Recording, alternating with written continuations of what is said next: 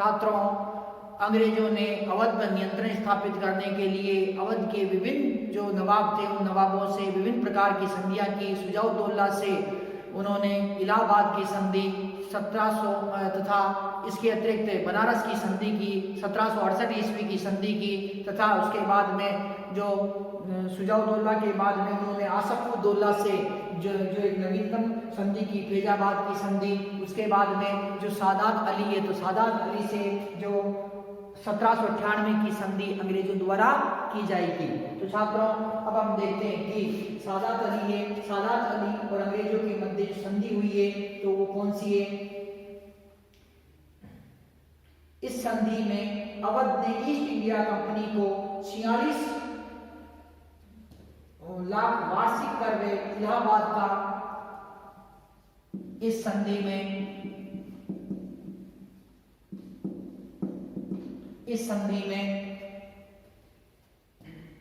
East India company को अवध ने east India company को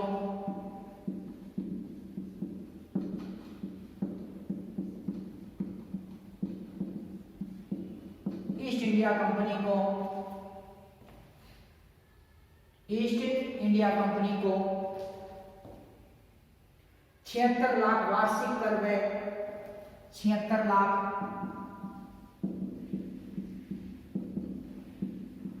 वार्षिक कर व इलाहाबाद का किला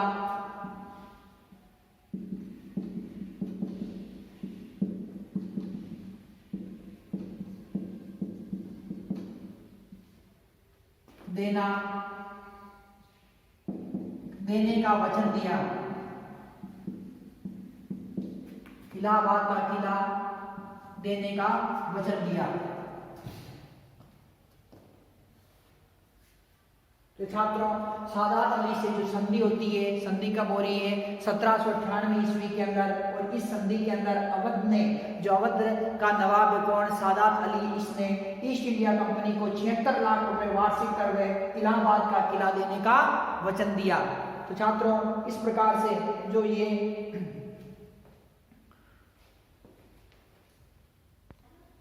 तो छात्रों इस प्रकार से जो अंग्रेजों ने क्या किया कि जो संधि थी, इस संधि के द्वारा अंग्रेजों ने जो सादात अली से 76 लाख रुपए वार्षिक कर वह इलाहाबाद का किला प्राप्त कर लिया। वेलेजली की दबाव की नीति, वेलेजली की दबाव की नीति,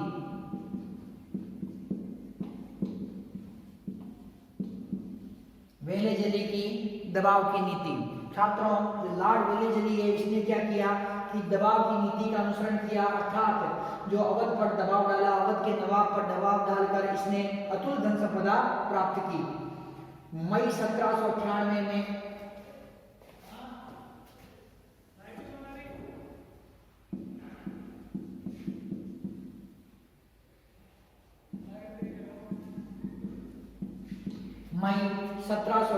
ईस्वी में लॉर्ड वेलेजली गवर्नर जनरल बनकर भारत आया। लॉर्ड वेलेजली गवर्नर जनरल बनकर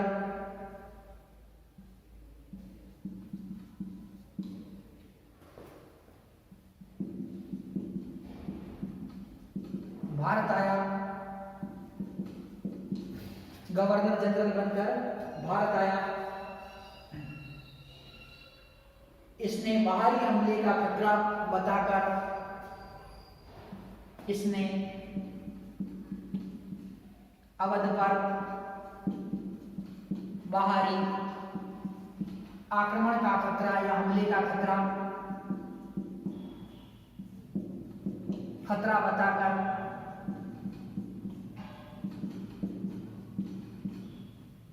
बाहरी आक्रमण का खतरा बताकर अवध के नवाब पर दबाव डालना शुरू किया। अवध के नवाब पर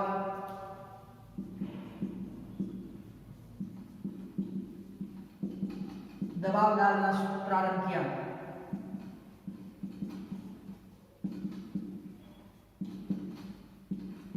दबाव डालना प्रारंभ किया।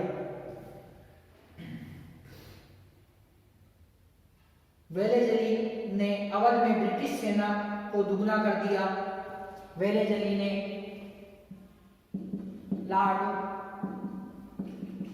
वेलेजली ने अवध में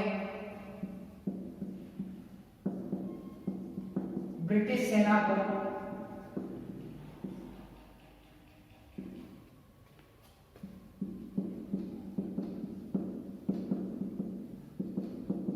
दुगना कर दिया और सारा खर्च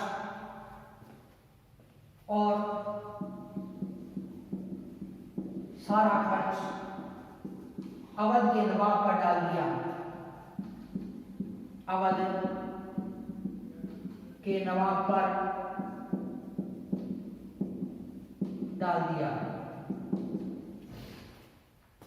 अवध के नवाब पर डाल दिया।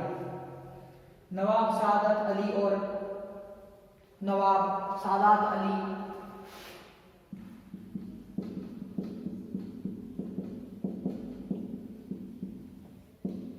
और लॉर्ड वेलेजली में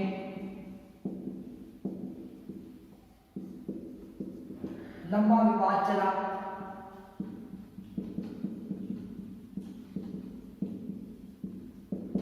लॉर्ड वेलेजली में लंबा विवाद चला। सादत अली नवाब का पद छोड़ने के लिए भी तैयार हो गया। सादात अली नवाब का पद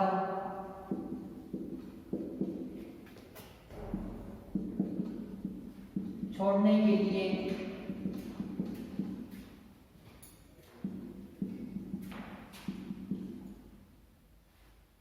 तैयार हो गया। नवाब सादात अली नवाब का पद छोड़ने के लिए तैयार हो गया।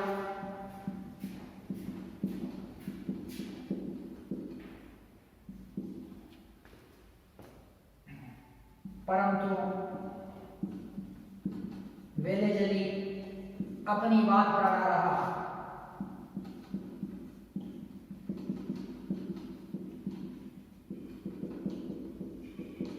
परंतु वेलेजली अपनी बात पर अड़ा रहा।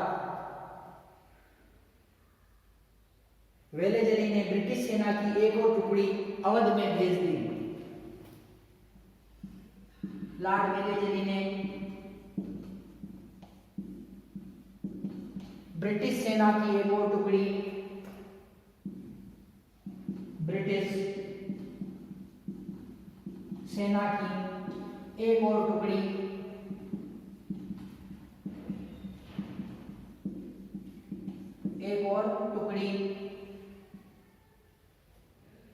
अवध में भेज दी।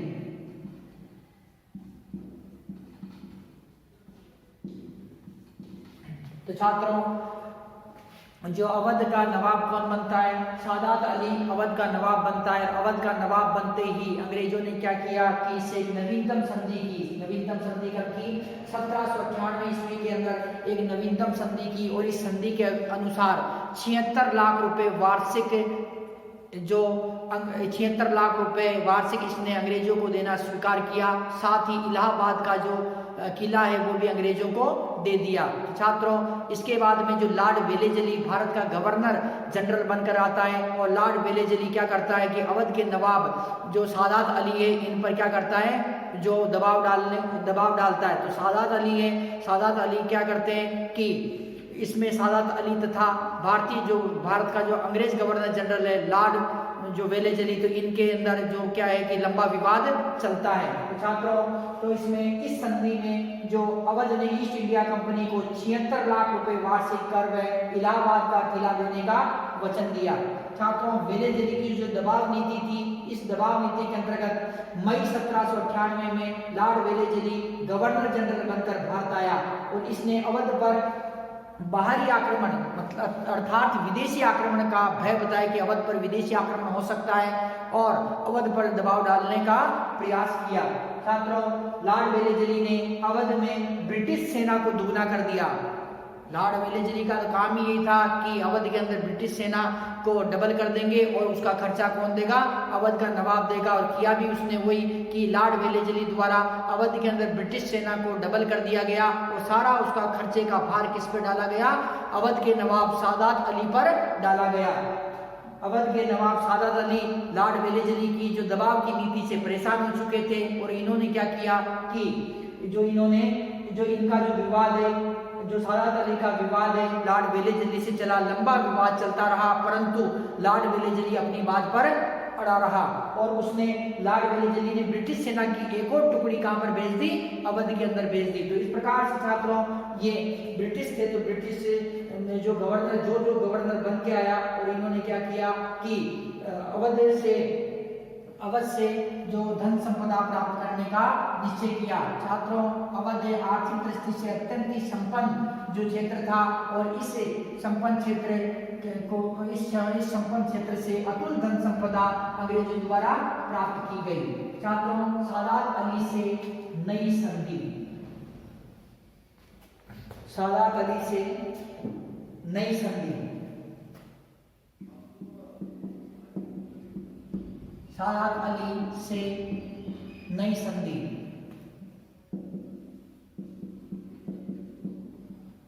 कब की छात्रों, 1801 ईस्वी। कब की गई, 1801 ईस्वी के अंदर सादात अली से नई संधि की गई।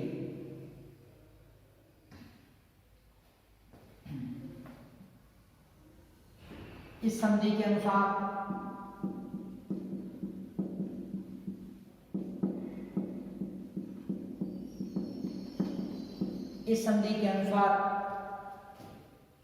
सैनिक खर्च के नाम पर अवध के लगभग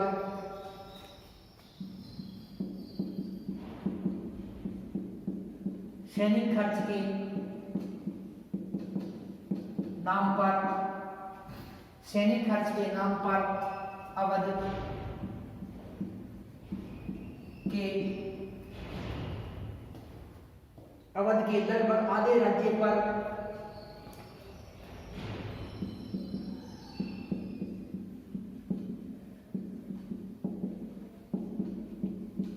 कंपनी सरकार का या ईस्ट इंडिया कंपनी का अधिकार हो गया।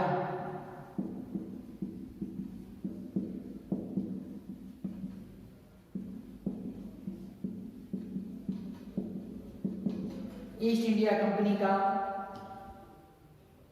अधिकार हो गया।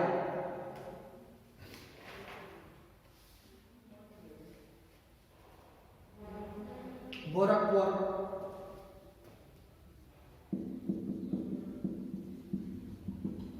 इलाहाबाद, कानपुर,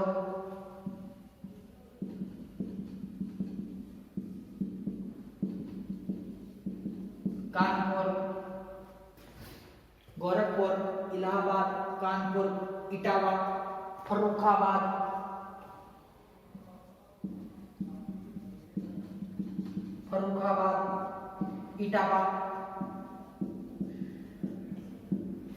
इटावा, बरेली, मुरादाबाद,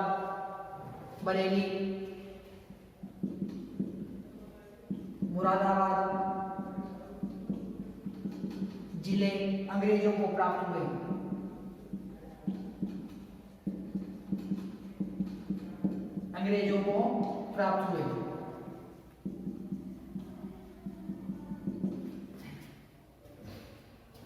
अवध की 1801 की संधि के बाद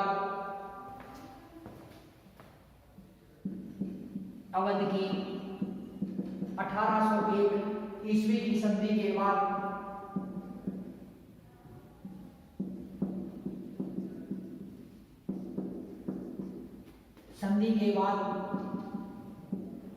अवध की आर्थिक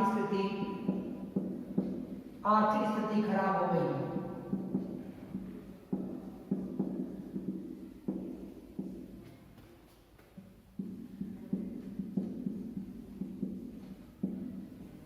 अवध की आर्थिक स्थिति खराब हो गई। तो छात्रों जो सादात अली है, सादात अली जब अवध का नवाब बनता है तो अवध का नवाब बनता है तो अंग्रेज क्या करते हैं, उससे एक नवीनतम संधि करते हैं। तो छात्रों, अब जो अंग्रेजों द्वारा जो संधि की गई है लॉर्ड वेलेजली ने संधि की है 1801 ईस्वी में। कौन सी संधि की है? 1801 ईस्वी की संधि है। इसके अंतर्गत इस संधि के अनुसार सैनिक खर्च के नाम पर, अर्थात ब्रिटिश सेना का जो खर्च है उसके नाम पर लगभग आधा जो अवध का राज्य है ये अंग्रेजों ने अपने नियंत्रण में ले लिया। अर्थात अंग्रेजों का जो कब्जा हो जाता है आधे अवध राज्य पर। गोरखपुर, इलाहाबाद, कानपुर, फर्रुखाबाद, इटावा, बरेली, मुरादाबाद जैसे जो जिले हैं ये किसे प्राप्त होते हैं? अंग्रेजों को प्राप्त हो जाते हैं। तो छात्रों, आधा जो अवध है अंग्रेजों के पास में चला जाता है। 1801 ईस्वी की संधि के बाद में अवध राज्य की आर्थिक स्थिति जो बिगड़ जाती है।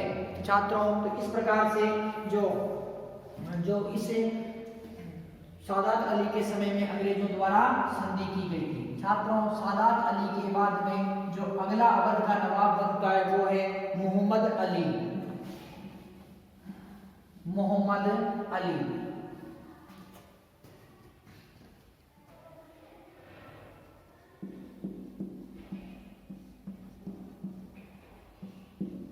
मोहम्मद अली 1837 ईस्वी में यह अवध का नवाब बना। 1837 ईस्वी में यह अवध का नवाब बना।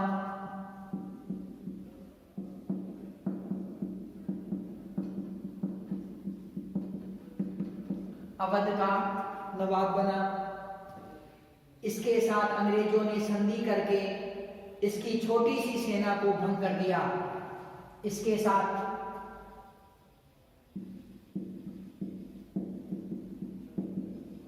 संधि करके अंग्रेजों ने इसकी छोटी सी सेना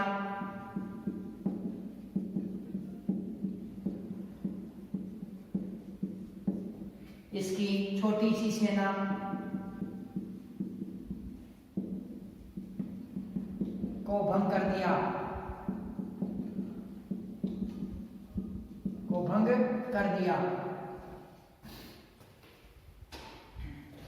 इसके समय ईस्ट इंडिया कंपनी का ध्यान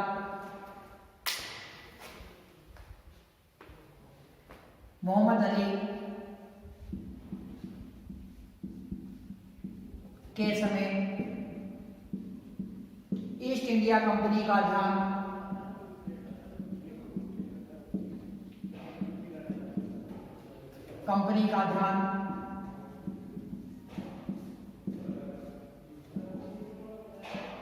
ईस्ट इंडिया कंपनी का ध्यान अफगानिस्तान,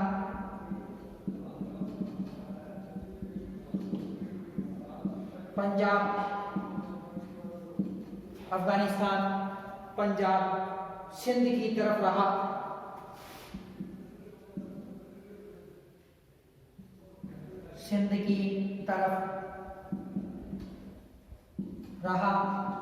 जिसके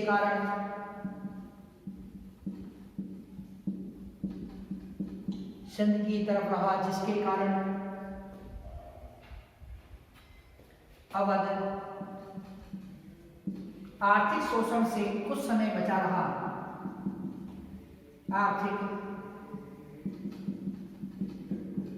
जिसके कारण अवध अंग्रेजों के शोषण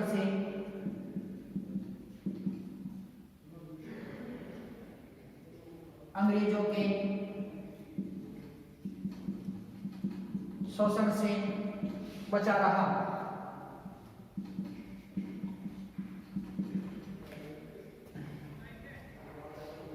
छात्रों, जो सादात अली की मृत्यु के बाद में जो अगला नवाब बनता है वो नवाब कौन है? मोहम्मद अली।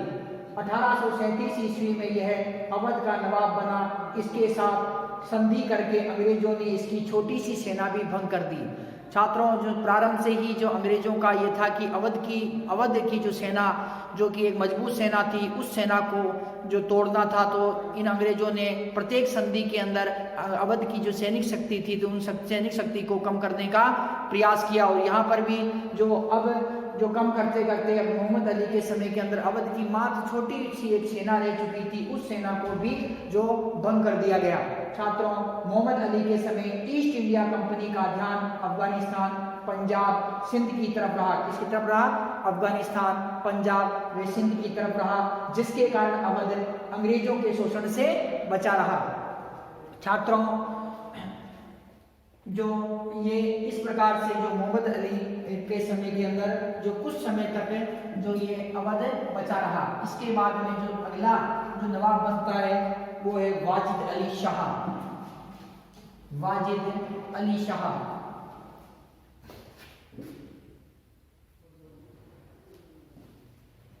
छात्रों,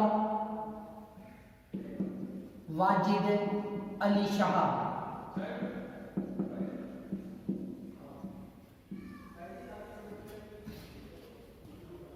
1847 में वाजिद अली शाह अवध का नवाब बना। 1847 ईस्वी में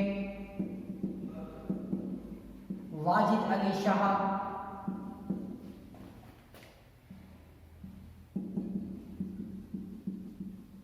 अवध का नवाब बना। अवध का नवाब बना। लार्ड डलहौजी ने अवध पर कुशासन का आरोप लगाकर लॉर्ड डलहौजी ने अवध पर कुशासन का आरोप लगाकर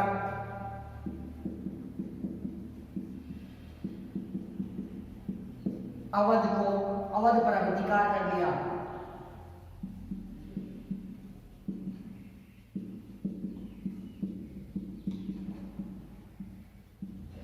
अवध पर अधिकार कर लिया। तो छात्रों, जो ये लॉर्ड डलहौजी था, तो लॉर्ड डलहौजी ने क्या किया कि जब ये भारत पर गवर्नर जनरल, भारत का गवर्नर जनरल बन के आया, तो इसका आते ही इसका प्रमुख उद्देश्य एक ही था कि अवध था, अवध को किस प्रकार से ब्रिटिश साम्राज्य के अंदर मिलाया जाए। तो इसने क्या किया कि नवाब वाजिद अली शाह, मोहम्मद अली शाह की मृत्यु के बाद में जो अगला जो नवाब बनता है वो कौन बनता है? वाजिद अली शाह बनता है। और 1847 के अंदर जब ये नवाब बना, उसी समय भारत का गवर्नर जनरल कौन था? लॉर्ड डलहौजी था।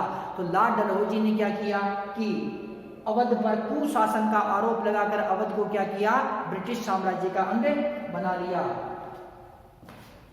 छात्रों, अब हम देखते हैं कि ये जो अवध को ब्रिटिश साम्राज्य का अंग कब बनाया इसने? 13 फरवरी 1856 को, 13 फरवरी 1856 ईस्वी को जो अवध को क्या किया? ब्रिटिश साम्राज्य के अंदर मिला लिया गया। छात्रों, अवध को जो ब्रिटिश साम्राज्य के अंदर मिलाना क्या उचित था, या अवध को ब्रिटिश साम्राज्य में मिलाने का क्या औचित्य रहा, तो इसके बारे में हम तो चर्चा करते हैं। छात्रों, अवध विलय का औचित्य, जो हमारा पॉइंट है छात्रों, अब अवध विलय का औचित्य।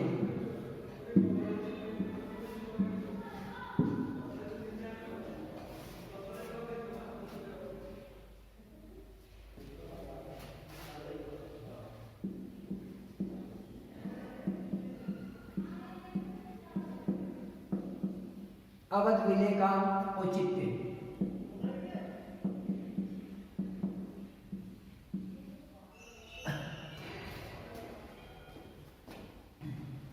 डलहौजी ने अवध का ब्रिटिश साम्राज्य में विलय करते हुए, लॉर्ड डलहौजी ने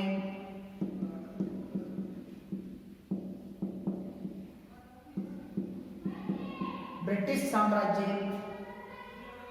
अवध का ब्रिटिश साम्राज्य में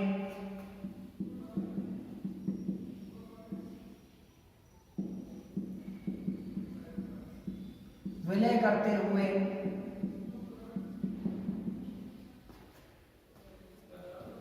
यह घोषणा की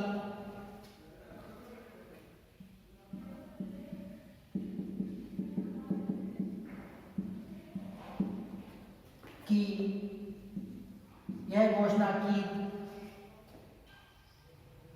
की थी कि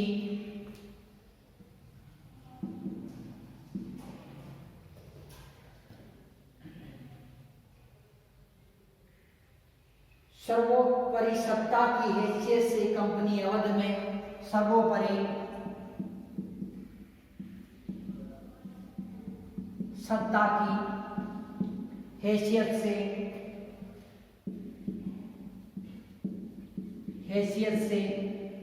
सर्वोपरि सत्ता की हैसियत से कंपनी अवध में व्याप्त कुशासन को कंपनी अवध में व्याप्त कुशासन को मूक दर्शक की भांति सहन नहीं कर सकती।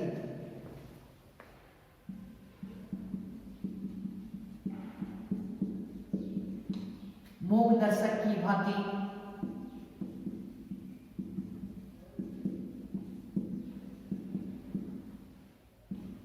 सहन नहीं कर सकती।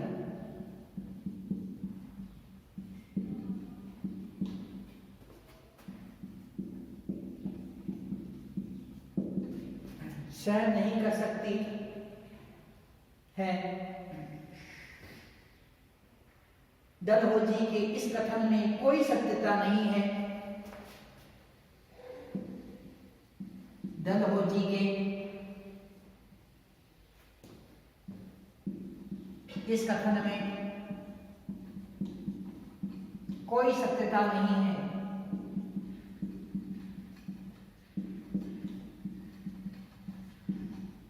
कोई सत्यता नहीं है क्योंकि अवध का विलय करने के बाद में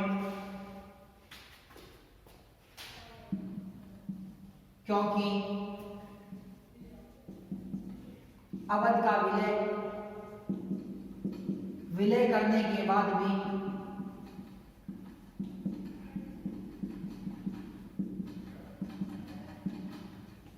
का विलय करने के बाद भी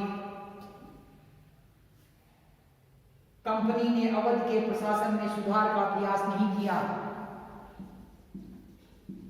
कंपनी ने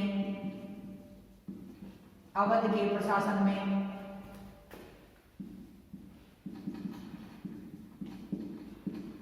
सुधार का प्रयास नहीं किया।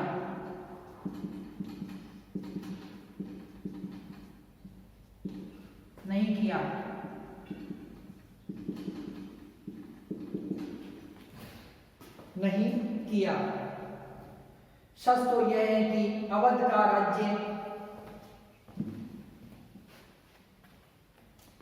सच तो यह है कि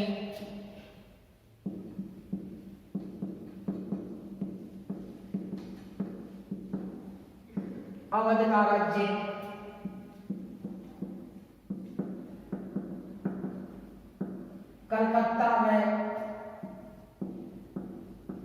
कलकत्ता व लाहौर के मार्ग में स्थित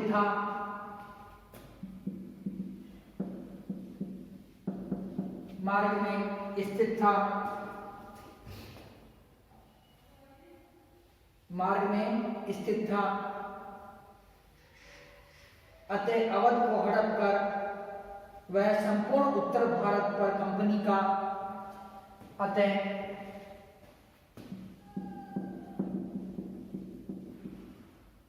अवध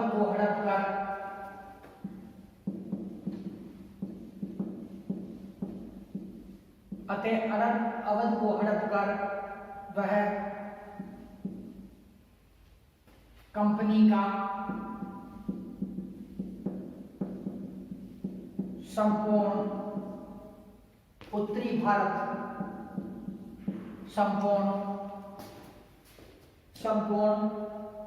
उत्तरी भारत पर प्रत्यक्ष अधिकार स्थापित करना चाहता था।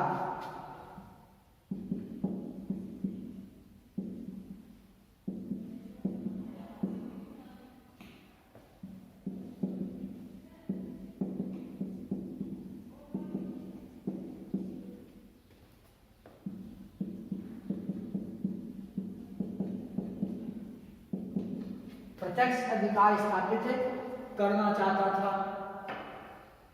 अंग्रेजों ने अवध के नवाबों पर अंग्रेजों ने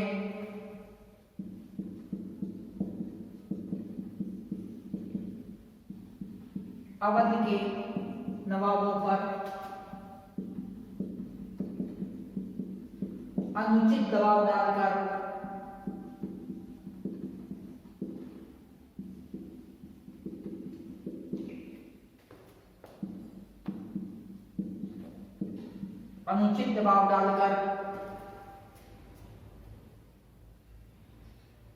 धन वसूला।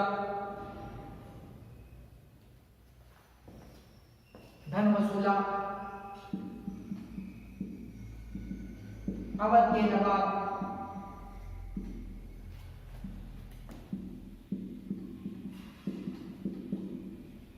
अंग्रेजों से की गई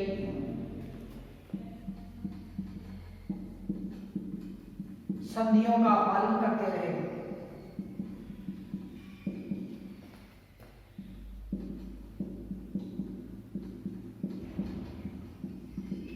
अंग्रेजों से की गई संधियों का पालन करते रहे और अंग्रेज लगातार आर्थिक शोषण करते रहे और अंग्रेज लगातार आर्थिक शोषण करते रहे।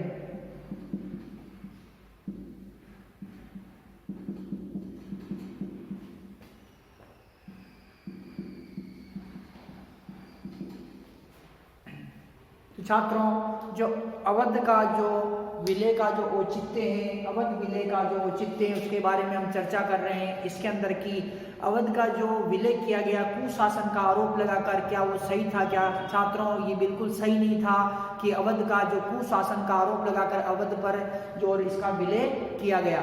छात्रों, लॉर्ड डलहौजी ने अवध का ब्रिटिश साम्राज्य में विलय करते हुए ये घोषणा की। जब लॉर्ड डलहौजी गवर्नर बन के आया तो इसने क्या किया कि अवध को ब्रिटिश साम्राज्य में मिलाने का सपना देखा था और इसने इसी के अंतर्गत क्या किया कि ब्रिटिश साम्राज्य के अंदर इसको मिला दिया। छात्रों, लॉर्ड डलहौजी ने लॉर्ड डलहौजी है तो इसने क्या किया छात्रों की, इसने लॉर्ड डलहौजी ने अवध का ब्रिटिश साम्राज्य में विलय करते हुए ये घोषणा की क्या घोषणा की? सर्वोपरि सत्ता की हैसियत से कंपनी अवध में व्याप्त कुशासन को मूक दर्शक की भांति सहन नहीं कर सकती है। तो उसने क्या कहा कि हम सर्वोपरि सत्ता हैं और सर्वोपरि सत्ता की हैसियत से हम जो अवध के अंदर जो कुशासन व्याप्त है उस कुशासन को हम नहीं देख सकते हैं और कंपनी ने इसीलिए क्या किया, अवध का जो विलय कर दिया। डलहौजी के इस कथन में कोई भी सत्यता नहीं है क्योंकि अवध का विलय करने के बाद में भी जो कंपनी ने अवध के प्रशासन में सुधार का प्रयास नहीं किया। डलहौजी ने कथन तो कह दिया कि हम सर्वोपरि सत्ता की हैसियत से जो अवध में व्याप्त जो कुशासन को नहीं देख सकते हैं और हम इसका विलय कर रहे हैं, परंतु जो उसके इस कथन के अंदर किसी प्रकार की सत्यता नहीं है क्योंकि जब अवध का विलय हो गया है और विलय होने के बाद में भी जो कंपनी है ईस्ट इंडिया कंपनी, उसने किसी प्रकार का कोई सुधार नहीं किया है। छात्रों, इसके अतिरिक्त जो सच तो ये है कि अवध का राज्य कलकत्ता व लाहौर के मार्ग में स्थित था। जो अवध का राज्य ये कहाँ स्थित था? कलकत्ता व लाहौर के ये मार्ग के अंदर स्थित था। कौन सा राज्य था? अवध का राज्य। छात्रों, तो ये अतः अवध को हड़प कर रहे कंपनी का संपूर्ण उत्तरी भारत में प्रत्यक्ष अधिकार स्थापित करना चाहता था। तो लॉर्ड डलहौजी था। लॉर्ड डलहौजी बड़ा कुशल कूटनीतिज्ञ व्यक्ति था, बड़ा राजनीतिज्ञ व्यक्ति था और इसने क्या देखा कि जो अवध है, अवध कहाँ स्थित है? कलकत्ता और लाहौर के मध्य के अंदर स्थित है और जो व्यापार हो रहा है कलकत्ता से लाहौर के मध्य, तो अवध के राज्य से होके हो रहा है, अवध के क्षेत्र से हो रहा है, तो इसलिए वो संपूर्ण अवध पर क्या करना चाहता था? अधिकार करना चाहता था। इसी के अंतर्गत उसने क्या किया कि अवध पर जो अधिकार कर लिया। अंग्रेजों ने अवध के नवाब पर अनुचित दबाव डालकर धन वसूला। जो अंग्रेज थे ये लगातार अवध के नवाबों पर अनुचित जो दबाव डालते थे और वहाँ के अवध के नवाब थे ये अंग्रेजों के द्वारा की गई संधियों का ये पालन करते रहते थे और अंग्रेज क्या करते थे? उनसे धन वसूलते थे, लगातार उनका आर्थिक रूप से शोषण करते थे। वास्तव में अंग्रेज अवध के शासन में सुधार के इच्छुक नहीं थे। वास्तव में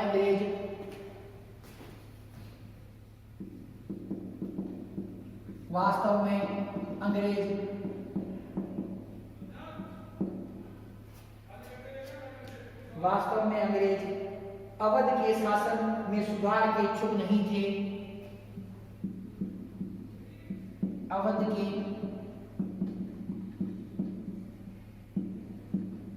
शासन में सुधार के इच्छुक नहीं थे।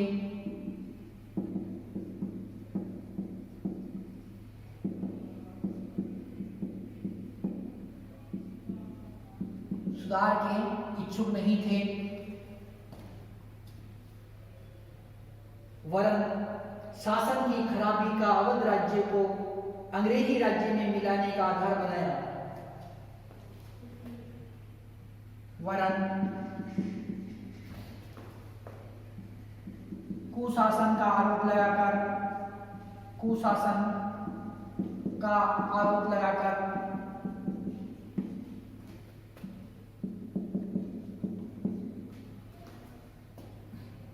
अवध को अंग्रेजी साम्राज्य में मिलाने का आधार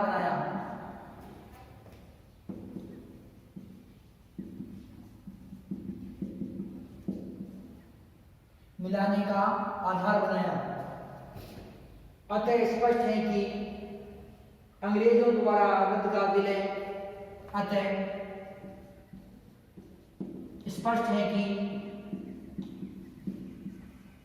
अंग्रेजों द्वारा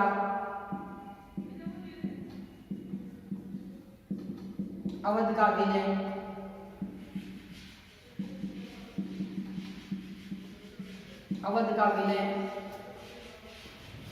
अंग्रेजों द्वारा अवध का विलय करने का कोई औचित्य नहीं था।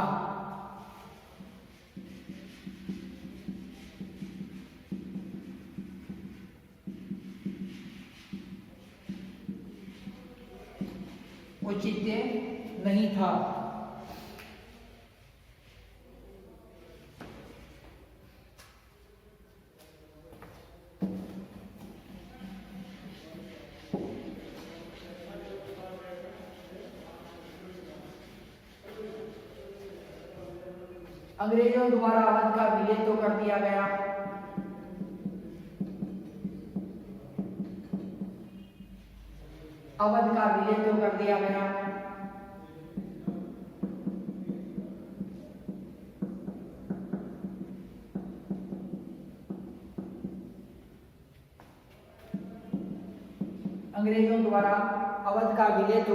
गया, परंतु अवध की जनता में भयंकर आक्रोश था।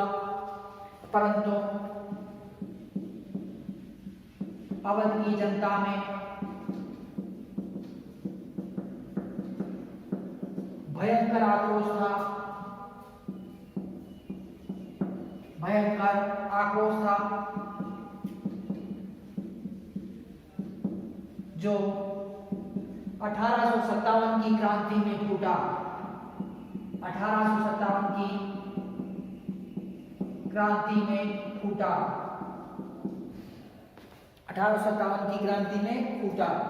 1857 की क्रांति में सबसे भयंकर विद्रोह 1857 की क्रांति में सबसे भयंकर विद्रोह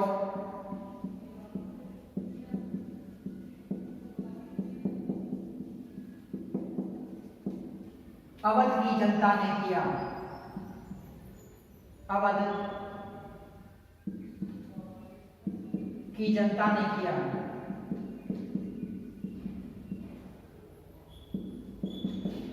छात्रों, जो अवध के विलय का औचित्य उसके अंतर्गत वास्तव में अंग्रेज अवध के शासन में सुधार करने के इच्छुक नहीं थे। जो अंग्रेज थे ये अवध के शासन में किसी भी प्रकार का कोई सुधार नहीं करना चाहते थे और इन्होंने कुशासन का आरोप लगाकर अवध को अंग्रेजी साम्राज्य में मिलाने का आधार बनाया।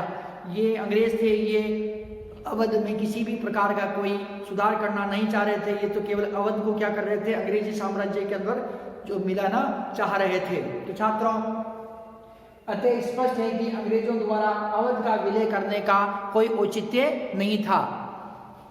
अंग्रेजों द्वारा अवध का विलय तो कर दिया गया, परंतु अवध की जनता ने इसका विरोध किया और ये जो विरोध था ये 1857 की क्रांति के समय फूटा।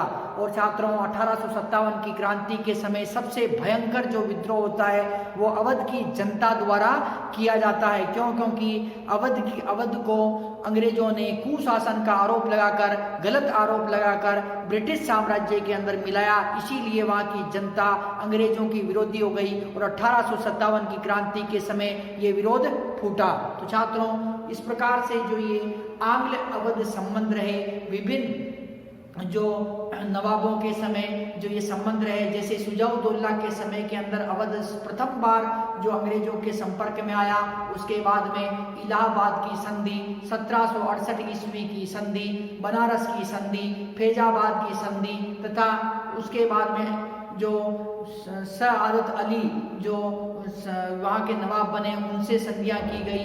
लॉर्ड वेलेजली ने दबाव डालकर 1801 ईस्वी के अंदर पुनः सआदत अली से संधि की तथा इसके अतिरिक्त मोहम्मद अली जब शासक बना तो उससे संधि की गई। और वाजिद अली शाह के समय के अंदर 1856 ईस्वी 13 फरवरी 1856 ईस्वी को जो अवध को ब्रिटिश साम्राज्य के अंदर मिला दिया गया। तो छात्रों, इस प्रकार से जो अंग्रेजों ने क्या किया, अवध के नवाबों से विभिन्न प्रकार की संधियां की और अवध के नवाब हैं वो अंग्रेजों की संधियों की पालना करते रहे और अंग्रेज क्या है कि अवध का आर्थिक शोषण करते रहे और अंग्रेजों ने धीरे धीरे करके जो अवध पर अपना आधिपत्य स्थापित कर लिया। तो इस प्रकार से छात्रों, ये जो अवध का विलय का जो औचित्य है, ये अवध का जो विलय का औचित्य था, तो अवध का विलय का औचित्य सही नहीं था और अंग्रेजों ने तो केवल कुशासन का आरोप लगाया और कुशासन का आरोप लगाकर और अवध साम्राज्य को